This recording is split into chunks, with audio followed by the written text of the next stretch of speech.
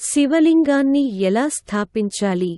హిందూ గ్రంథాలలో శివలింగాన్ని శివుని చిహ్నంగా పరిగణిస్తారు.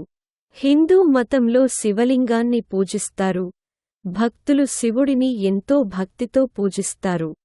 మనం శివలింగం గురించి మాట్లాడినట్లయితే, కొంతమంది శివలింగంపై నీటిని సమర్పిస్తారు మరియు కొందరు శివలింగంపై పచ్చిపాలను సమర్పించడం ద్వారా శివుని పట్ల తమ భక్తిని ప్రదర్శిస్తారు. మేము శివలింగం యొక్క పూజా విధానం మరియు సంస్థాపన గురించి మాట్లాడినట్లయితే, దాని కోసం ప్రత్యేక నియమాలు రూపొందించబడ్డాయి.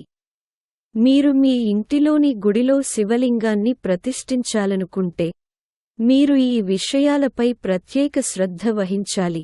ఇంట్లో శివలింగాన్ని ఎలా ప్రతిష్ఠించాలి? శివలింగాన్ని ఎక్కడ ప్రతిష్ఠించాలి? శివలింగ ప్రతిష్ఠాపన కోసం ఇంట్లో ఈశాన్య మూలను ఈశాన్ కోన్ ఎంచుకోవడం ఉత్తమం. ఈ దిశను పవిత్రంగా మరియు పవిత్రంగా భావిస్తారు. పూజించే ముందు శివలింగం ఆకారం ఎలా ఉండాలో తెలుసుకోండి. ఇంట్లో ఇన్స్టాల్ చేయడానికి 4 నుండి 6 అంగుళాలు ఉండే చిన్న శివలింగాన్ని ఎంచుకోండి. మీరు ఇంటి ఈశాన్య మూలలో గరిష్టంగా 12 అంగుళాల శివలింగాన్ని ఏర్పాటు చేసుకోవచ్చు.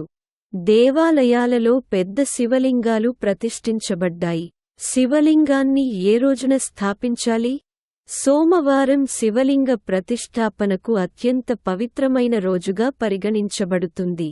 ముఖ్యంగా సావన్ మాసంలో ఈ రోజున శివలింగాన్ని ప్రతిష్ఠించడం ఎంతో మేలు చేస్తుంది.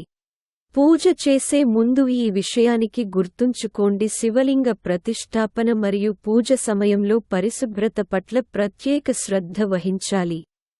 పూజ చేసే వ్యక్తి స్నానం చేసి శుభ్రమైన బట్టలు ధరించాలి. పూజకు ఏ పూజ సామాగ్రి అవసరమో కూడా తెలుసుకోండి.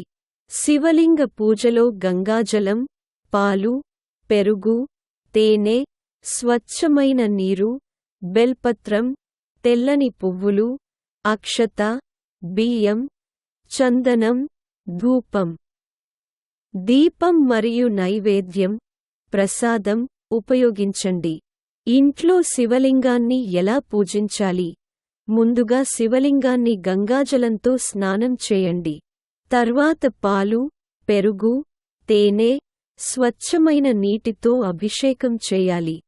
అభిషేక సమయంలో ఓం నమః శివాయ మంత్రాన్ని జపించండి. శివలింగంపై బేల్పత్రాన్ని సమర్పించండి. ఎల్లప్పుడూ బెల్పాత్రను తలక్రిందులుగా అందించండి. శివలింగంపై తెల్లటి పువ్వులు మరియు గంధాన్ని పూయండి. ధూపం మరియు దీపాలను వెలిగించి శివలింగానికి ఆరతి చేయండి. శివలింగానికి నైవేద్యం సమర్పించి ప్రసాదం పంచండి.